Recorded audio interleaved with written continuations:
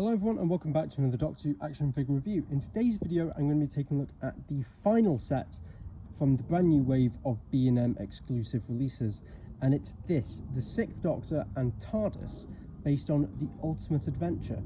Now there's a lot to say about this set and I can't wait to get stuck into it, but before I take a look at the figure and the TARDIS, as ever I'm going to move them out of the way.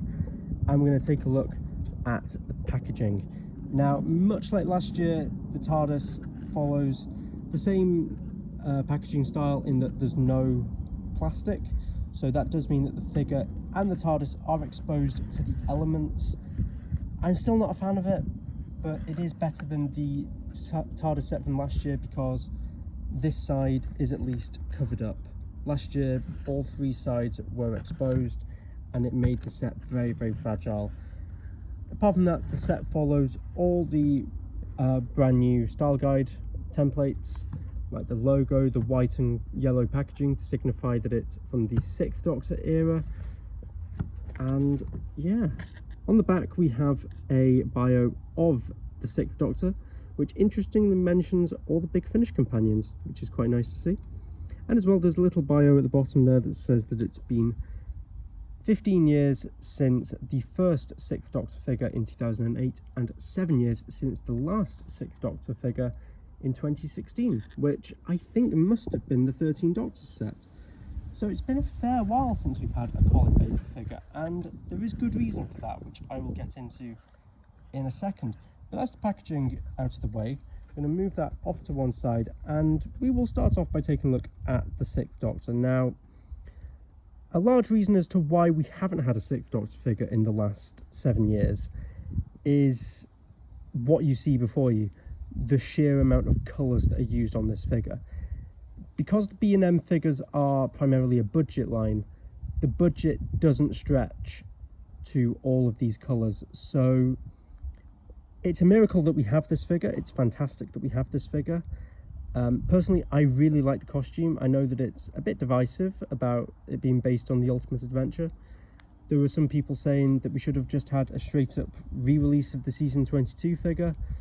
Some people were saying we should have had the Trial of a Time Lord Ultimate Faux figure, which I still would like to see at some point. But I'm really glad we got this figure because it's new, it's different, and it's from a very niche area of Doctor Who, which is also fantastic.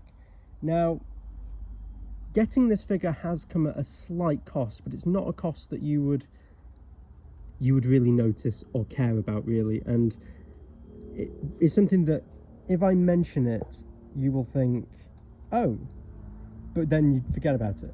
And that's that the head, the hands, and the legs aren't actually painted. They are the base flesh and yellow colours, which is really interesting, and it's strange that, you know, that was the corner that had to be cut for us to be able to get all of these paint apps on this figure. And to be honest, I'm fine with that. I didn't even notice until it was pointed out to me. So yeah, it's fantastic. I don't mind that at all. But bringing the figure a bit closer to the camera, we can have a look at the details. We've got the standard season 22 Sixth Doctor head, which the sculpt is still fantastic. We've got all that detail in the hair, all the paint apps in the hair, which look fantastic. It's still a really good sculpt. It's still one of character's best sculpts, I would say. Moving down, we've got the drastically different costume. We've got the white shirt with the question marks. We've got the quite a royal blue cravat. Then we've got the multicoloured waistcoat, which looks fantastic. We've got, what colours have we got there? We've got pink, purple, red, black. We've got some yellow buttons. We've got the green chains. The amount of paint apps on this figure is just incredible. Moving to the jacket, it is very different to the TV Sixth Doctor costumes in that there's a lot of block colours, a lot of very vibrant block colours. There's a lot of purple going on, there's a lot of red and blue and pink, different shades of blue. Then we've got the black and white cross-stitched pattern, which is all around the figure, on the cuffs, on the lapels, and on the pockets as well. You can see that there. And we've got the red and black cross design on the inside of the arms and near the lapels of the coat. The detail is just through the roof with this one. It's some of the best details I've seen on a B&M figure, I think, ever. We've even got stuff like the blue piping around the cuffs and the lapel, which is a really nice attention to detail. Moving down to the trousers, even these are slightly different to the TV costume. We've got the black piping lines, but then intercut with grey lines, which is something that the TV figures don't have. And then moving down, we've got the brown shoes as opposed to the green shoes on the other figures. And we've got the legal stuff on the bottom. The inside of the coat is also painted, which is something that I didn't expect, and it's painted. It's very vibrant blue, which is really nice to see. Before I go into articulation, I'm just going to bring in a quick comparison. This is the original season 22 Sixth Doctor, which was released way back in 2008, and you can just see how vibrant this new figure is compared to the original, as if the Sixth Doctor's costume couldn't get more vibrant, and yet they've managed it. It looks fantastic. This figure still holds up remarkably well, but it's just really nice to see how drastically different they are and how nice they look next to each other. You can just see that no expense has been spared on this new figure. And stuff like the base plastics being used for the head and the trousers, you really wouldn't know. It's been done really, really well. So there's a quick comparison. Looking at articulation, we've got the standard articulation. We've got swivel at the head, articulation at the shoulders, biceps, elbow, wrist, waist, hips, thighs, and knees. So we've got the fully decked out articulation, and yeah, I genuinely don't have any criticisms with this figure. It's one of the nicest I think we've got in many years. It's really, really nice.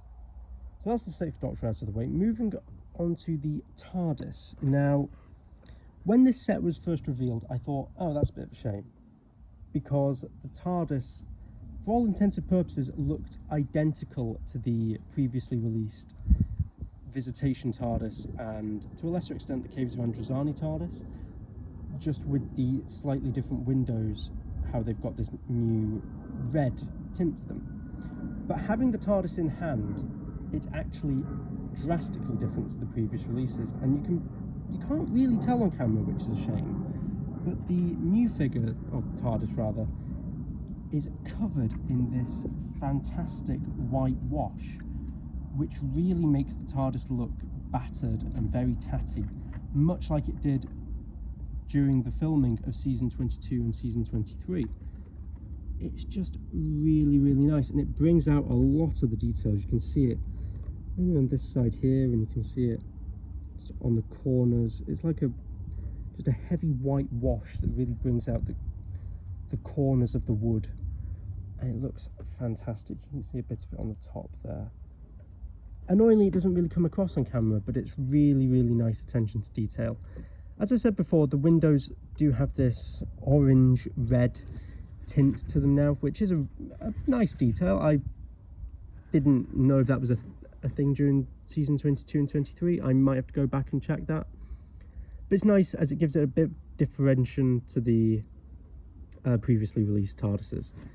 As usual, we've got the signs here, and I don't think these are new. I think these have probably been used on other TARDISes, but looks really nice. Apart from that, you've got all the basic details.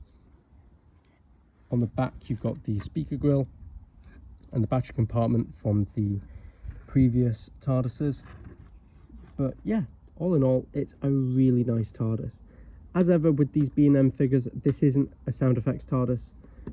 That doesn't bother me in the slightest. I never use the sound effects anyway. These were always just display pieces. And we have, of course, the opening doors, which, yeah, is really what you've come to expect. There's quite a good comparison, really, for you, in that this shade of blue here that you can just see on the inside of the door, this one here, is nearer to the Peter Davison era TARDISes that we've got in the past.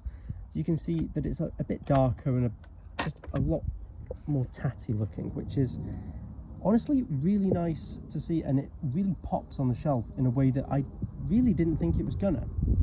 So it's a really nice addition to the collection for obvious reasons which I didn't know but have now become quite obvious to me. This TARDIS isn't based on the Ultimate Adventure because the TARDIS used in the stage play is quite different. The roof is very different. According to Al Dewar, who is sort of the creative character, they wanted to change the TARDIS, but it would have meant destroying this mould. So they ultimately decided against that, which I think is the right decision, because you can still get a Paul McGann TARDIS out of this, so why wouldn't you do that? But it's just a really nice set, and it's a very niche set. It's based on the stage play The Ultimate Adventure, which came out in 1989, so it's not TV Doctor Who. Is it canon Doctor Who? That's up for you to decide. Personally, I don't think that The Ultimate Adventure is canon, but I like to think that the costume is. And if you didn't already know, then The Ultimate Adventure had performances with Colin Baker and John Pertwee, so could we possibly be seeing a Ultimate Adventure Third Doctor coming soon? I would really like that. I know a lot of people probably wouldn't, but I would be in the minority with that.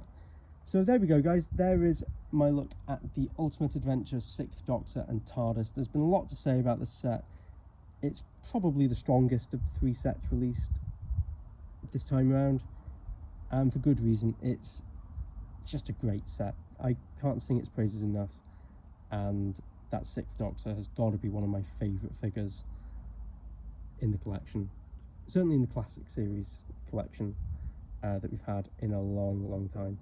So let me know what you think of this set down below in the comments. Will you be picking it up? Have you been able to find it yet? Again, let me know. So thank you very much for watching, and I will see you next time for another Doctor Who action figure review. What that'll be, I don't know. Probably the second lot of B&M sets, which are set to come out in November. So I'll see you again for those reviews. So thank you very much for watching, guys, and I'll see you next time. Goodbye.